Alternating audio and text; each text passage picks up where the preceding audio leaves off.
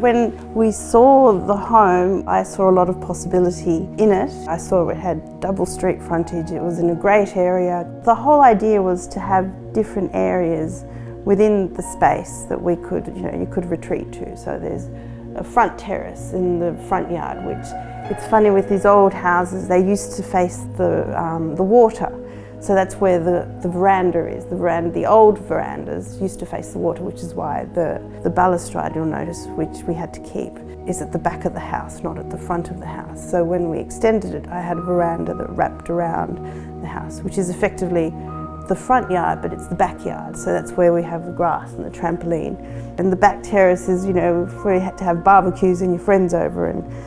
And there's a mid-terrace where, grumpy kids could go and hang out. It's interesting because the home was first owned by our neighbour, who currently owns the apartment building next to us. And his mother owned this house originally. And in the 1920s, they split it into 2 apartments.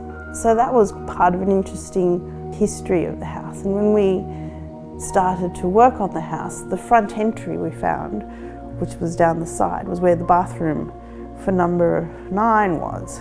We found the slate entrance with a 911 penny, which is when the house was built. So that's why we've got the slate all the way around the front veranda.